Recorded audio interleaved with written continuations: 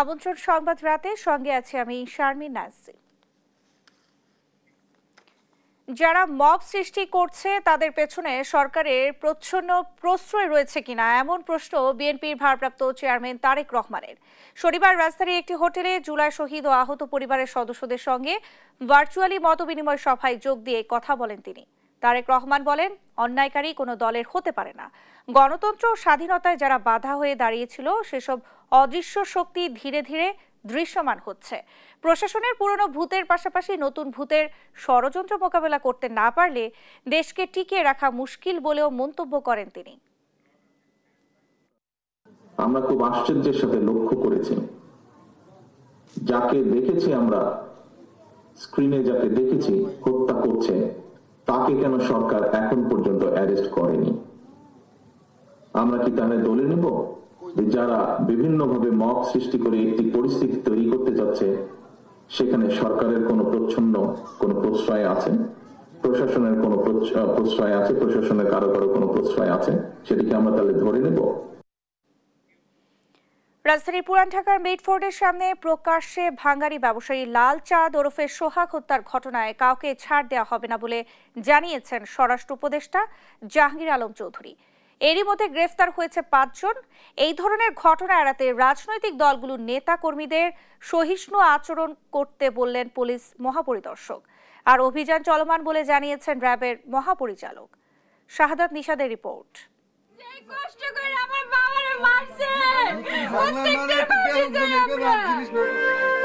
নৃশংস হত্যাকাণ্ডের শিকার লালচাঁদ ওরফে সোহাগের মেয়ে সোহানার এমন আর্তনাতে ভারী হয়ে ওঠে বরগুনার আকাশ।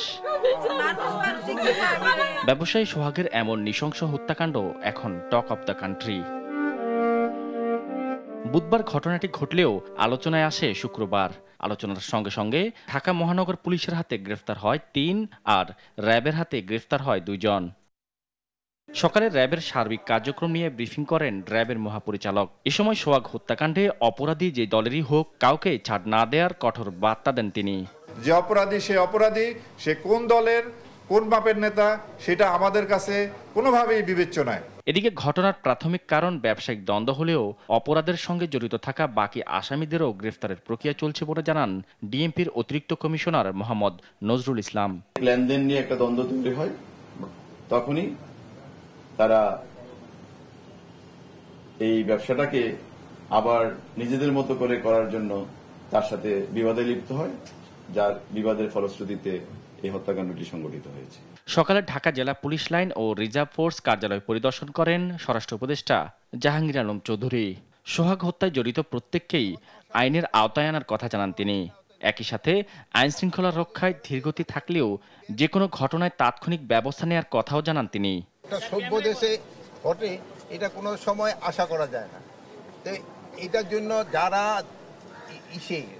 দায়ী এদের কিন্তু আমরা আইনের আওতায় অলরেডি 5 জন, গত রাত্রেও 1 জন ধরা হয়েছে, এর আগেও 2 জনকে হাতিয়ার সহ র্যাব ধরছে, 2 জনকে মেট্রোপলিটন পুলিশ ধরছে, আরও 1 জনকে রাত্রে মেট্রোপলিটন পুলিশ ধরছে, এবং ডিবি টিমগুলি বিভিন্ন জায়গায় কর্মরত আছে এবং অন্যান্য যারা আছে সবাই যেন আইনের আওতায় নিয়ে আসা হয়।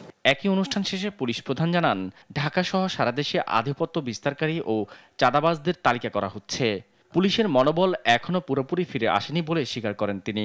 তালিকা করে চিহ্নিত যারা অপরাধী, যাদের বিরুদ্ধে মামলা আছে এবং যাদের রেপুটেশন এরকম খারাপ, তাদেরকে আমরা একটা হচ্ছে প্রিভেন্টিভ ডিটেনশন, আর যাদের বিরুদ্ধে মামলা আছে তাদেরকে মামলায় দেওয়া, আমরা এই চেষ্টাটা করে যাচ্ছি। এদিকে ব্যবসায়ী সোহাগ হত্যা মামলায় জড়িতদের শাস্তি নিশ্চিতে দ্রুত বিচার ট্রাইব্যুনালে স্থানান্তর করা হবে বলে জানিয়েছেন আইন উপদেষ্টা আসিফ নজরুল। শাহাদাত নিশাদ, দেশ টিভি, ঢাকা। ভাঙ্গারি ব্যবসায়ী সোহাগকে নৃশংস হত্যার ঘটনায় গ্রেফতার টিটন গাজীর 5 দিনের রিমান্ড মঞ্জুর করেছেন আদালত। শনিবার বিকেলে টিটন আদালতে হাজির করে 7 দিনের রিমান্ডের আবেদন জানান মামলার তদন্ত কর্মকর্তা কোতোয়ালি থানার পরিদর্শক নাসির উদ্দিন। শুনানি শেষে ঢাকার মেট্রোপলিটন ম্যাজিস্ট্রেট হাসিব উল্লাহ পিয়াস 5 দিনের রিমান্ড মঞ্জুর করেন। শুক্রবার রাতে রাজধানীর জিন্দাবাহার এলাকা থেকে টিটন গাজীকে গ্রেফতার করা হয়। এদিকে আরেক আসামি তারেক রহমান রবিন আদালতে স্বীকারোক্তিমূলক জবানবন্দি দিয়েছেন। ইমামের বয়ানে ক্ষুব্ধ হয়ে চাঁদপুরে মসজিদের খতিবকে কুপিয়ে জখম করার ঘটনায় অভিযুক্ত বিল্লাল হোসেনকে গ্রেফতার করে আদালতে পাঠিয়েছে পুলিশ। এর আগে শুক্রবার শহরের প্রফেসরপাড়া এলাকার মোল্লাবাড়ি মসজিদে জুমার নামাজের সময় ঘটে চাঞ্চল্যকর এই ঘটনা। পরে ভুক্তভোগী ইমাম নুরুর রহমান মাদানির পক্ষে রাতেই চাঁদপুর মডেল থানায় মামলা দায়ের করেন তার বড় ছেলে। সহকর্মী শরীফ আহমেদের রিপোর্ট, জানাচ্ছেন তারেক মাহমুদ সুজন। শুক্রবার চাঁদপুরের প্রফেসরপাড়া এলাকার মোল্লাবাড়ি মসজিদে জুমার নামাজের সময় ঘটে ইমামকে কুপিয়ে জখম করার মতো চাঞ্চল্যকর ঘটনা। দেশীয় অস্ত্রসহ মসজিদে প্রবেশ করে বিল্লাল হোসেন নামের এক ব্যক্তি ইমাম নুরুর রহমান মাদানিকে এলোপাতাড়ি কোপাতে থাকে। এই ঘটনার ছবি মুহূর্তে ছড়িয়ে পড়ে সামাজিক যোগাযোগ মাধ্যমে। দেশ জুড়ে সৃষ্টি হয় চাঞ্চল্য। এ ঘটনায় শুক্রবার রাতে ইমামের বড় ছেলে আফনান তাকি বাদী হয়ে চাঁদপুর মডেল থানায় মামলা করেন। অভিযুক্ত বিল্লাল হোসেনকে গ্রেপ্তার করে শনিবার দুপুরে আদালতে তোলে পুলিশ। হত্যার উদ্দেশ্যে এ হামলা বলে দাবি প্রত্যক্ষদর্শীদের। আনম নুরুর রহমান মাদানি হুজুরকে তারা দুনিয়া থেকে বিদায় করে দিবে, তাদের উদ্দেশ্য ছিল এটা। বড় একটা রামদাও দিয়ে তার বরদানের মধ্যে তিনি সরাসরি কোপ দিলেন। বিল্লাল ভাই মিম্বারের সামনে দাঁড়িয়ে বলতেছে আমি মিলার সম্পর্কে কিছু কথা বলবো। তখন আমরা মসজিদ কমিটিতে যারা ছিল তারা সবাই করছে না, আগে পারমিশন নিতে হবে, তারাও কথা বলতে হবে। তাকে বের করে দেওয়া হয়েছিল না, কথা বলতে সুযোগ দেয় না, সে পিছনে নামাজ পড়ছে। তো অনতি বিলম্বে তাকে আইনের আওতায় এনে তার সর্বোচ্চ শাস্তি আমরা কামনা করছি। এদিকে ইমামের বয়ানে ক্ষুব্ধ হয়ে তাকে হত্যার চেষ্টা করা হয়েছে বলে জানান চাঁদপুর সদর মডেল থানার ভারপ্রাপ্ত কর্মকর্তা। প্রাথমিকভাবে জানা গেছে খতিবের বক্তব্যে সংক্ষুব্ধ হয়ে সে খতিবকে মারার জন্য পূর্ব পরিকল্পিতভাবে তার ওই যে জায়নামাজের মধ্যে মোড়ানো অবস্থায় একটি চাপাতি নিয়ে আসে। তো সে তার পরিকল্পনা অনুযায়ী নামাজ শেষে যখন সবাই চলে যায়, খতিব এবং ইমাম বের হয়ে যাচ্ছিলেন, এই মুহূর্তে সে অতর্কিত চাপাতি দিয়ে হামলা করে। ভুক্তভোগী ইমাম নুরুর রহমান মাদানিকে শুক্রবার রাতে চাঁদপুর সরকারি জেনারেল হাসপাতাল থেকে উন্নত চিকিৎসার জন্য ঢাকায় পাঠানো হয়। বর্তমানে ঢাকা হোলি কেয়ার হসপিটালে তার চিকিৎসা চলছে। তিনি এখন শঙ্কামুক্ত। এদিকে অপরাধীর দৃষ্টান্তমূলক শাস্তির দাবিতে শনিবার বিকেলে বিক্ষোভ মিছিল ও সমাবেশ করেছে জেলা জামায়াত ইসলামের নেতাকর্মীরা। তারেক মাহমুদ সুজন, নিউজ ডেস্ক, দেশ টিভি। জুলাই আগস্টের হত্যাযজ্ঞে নিজের এবং প্রধান ও সহযোগী অভিযুক্তদের অপরাধ সম্পর্কিত সম্পূর্ণ সত্য প্রকাশের শর্তে সাবেক আইজিপি চৌধুরী আব্দুল আল মামুনকে ক্ষমার বিষয়টি বিবেচনা করা হবে বলে লিখিত আদেশ প্রকাশ করেছে ট্রাইব্যুনাল। শনিবার এ লিখিত আদেশ প্রকাশ করে আন্তর্জাতিক অপরাধ ট্রাইব্যুনাল। এর আগে বৃহস্পতিবার 24 জুলাই আগস্টে হত্যাযজ্ঞের দায় স্বীকার করে শেখ হাসিনার মামলায় রাজসাক্ষী হতে আগ্রহ প্রকাশ করেন সাবেক পুলিশ মহাপরিদর্শক চৌধুরী আব্দুল আল মামুন। ট্রাইব্যুনালের কাঠগড়ায় দাঁড়িয়ে আদালতকে তিনি জানান, যারা এই অপরাধের সঙ্গে সম্পৃক্ত তাদের মুখোশ উন্মোচন করতে চান, সে সঙ্গে মামলার রাজসাক্ষীও হবেন। বিমান বাংলাদেশ এয়ারলাইন্সের ঢাকা কাঠমান্ডু ফ্লাইটে বোমা থাকার ভুয়া খবরের নেপথ্যে ছিল পরকীয়া প্রেমের কাহিনী। র্যাব জানায়, যাত্রী তালিকায় থাকা একজনের পরকীয়া প্রেমের সম্পর্ক ঠেকাতে এই পরিকল্পনা করেন তার মা, স্ত্রী ও বন্ধু। এই ঘটনায় এখন পর্যন্ত 3 জনকে গ্রেফতার করা হয়েছে বলে জানিয়েছে র্যাব। আজিজ সুপ্রিয়র রিপোর্ট। ঢাকা থেকে কাঠমান্ডুগামী বাংলাদেশ বিমানের একটি বিমানে বোমা আছে এরকম একটি টেলিফোন কল এয়ার ট্রাফিক কন্ট্রোলকে জানানো। শুক্রবার বিকালে বিমান বাংলাদেশ এয়ারলাইন্সের ঢাকা কাঠমান্ডু ফ্লাইটে বোমা রয়েছে বলে অচেনা নম্বর থেকে ফোন করা হয়। বোমা থাকার আশঙ্কায় ফ্লাইটটিতে 3 ঘন্টার নিবিড় তল্লাশি চালানো হয়, কিন্তু শেষ পর্যন্ত কোনো বোমা পাওয়া যায়নি।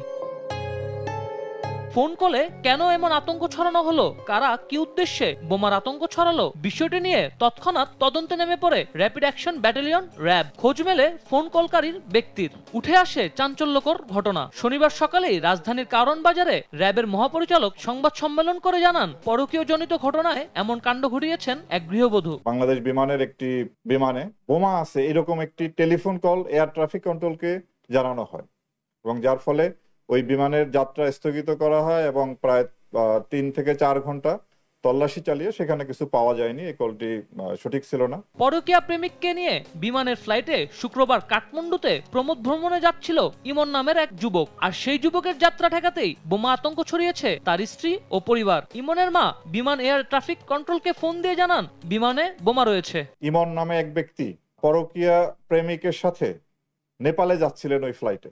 এটি ইমনের মা এবং তার স্ত্রী জানতে পারেন এবং তার যাত্রা বন্ধের জন্য তারা প্রচেষ্টা চালান, বাট কোনোভাবেই তারা সক্ষম হন না। তখন ইমনেরই আর এক বন্ধু ইমরান পরামর্শ দেয় যে যদি এয়ার ট্রাফিক কন্ট্রোলকে জানানো হয় যে এখানে বোমা আছে তাহলে হয়তো বিমানের যাত্রাটি বন্ধ হবে, এবং অ্যাকর্ডিংলি ওই মা টেলিফোন করেন এবং যার ফলে এই ঘটনা সংঘটিত হয়। আজ সকালে আয়োজিত এক সংবাদ সম্মেলনে এসব তথ্য জানান র্যাবের মহাপরিচালক AKM শহীদুর রহমান। র্যাবের ডিজি বলেন, বোমা আতঙ্কের খবরে বিমানের যাত্রা স্থগিত করা হয় এবং 3 থেকে 4 ঘন্টা তল্লাশি করে কিছুই পাওয়া যায়নি। এই ঘটনায় এয়ারলাইন্সের ভাবমূর্তি দেশ ও আন্তর্জাতিকভাবে মারাত্মক ক্ষুণ্ণ হয়। ইমন নামে এক ব্যক্তি পরকীয়া প্রেমিকের সাথে নেপালে যাচ্ছিলেন ওই ফ্লাইটে। এটি ইমনের মা এবং তার স্ত্রী জানতে পারেন এবং তার যাত্রা বন্ধের জন্য তারা প্রচেষ্টা চালান, বাট কোনোভাবেই তারা সক্ষম হন না।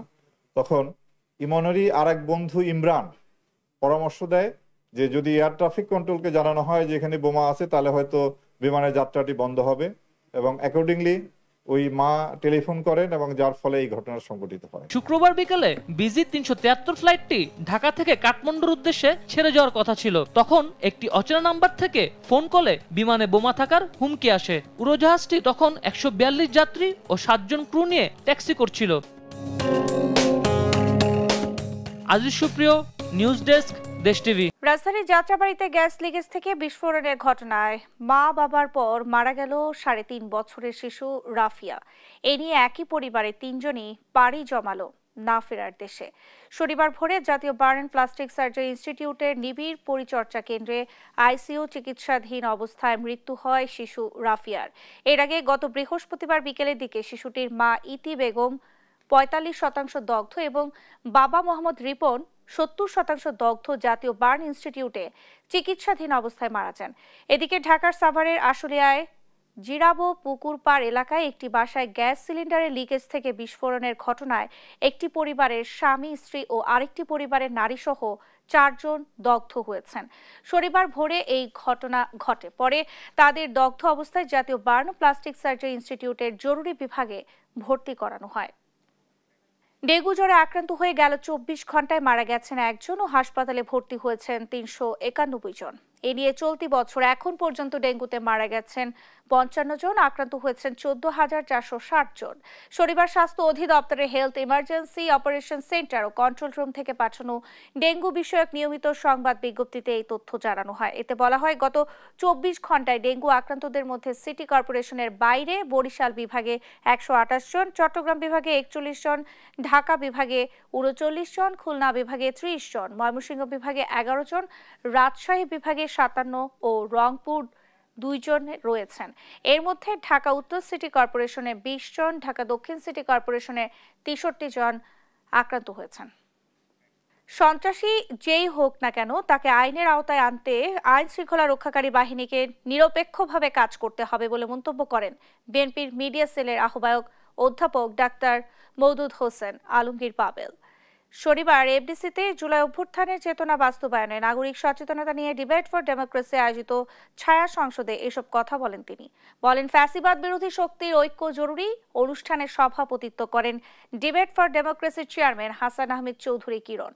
তিনি বলেন, জাতীয় নির্বাচন যত দেরি হবে ততই ফ্যাসিস্ট শক্তির মাথা চাড়া দিয়ে ওঠার শঙ্কা রয়েছে। জুলাই অভ্যুত্থানের চেতনা বাস্তবায়নে নাগরিক সচেতনতার ভূমিকাই মুখ্য শীর্ষক ছায়া সংসদে কবি নজরুল সরকারি কলেজ এবং অতীশ দীপঙ্কর বিজ্ঞান ও প্রযুক্তি বিশ্ববিদ্যালয়ের বিতার্কিকরা অংশ নেন।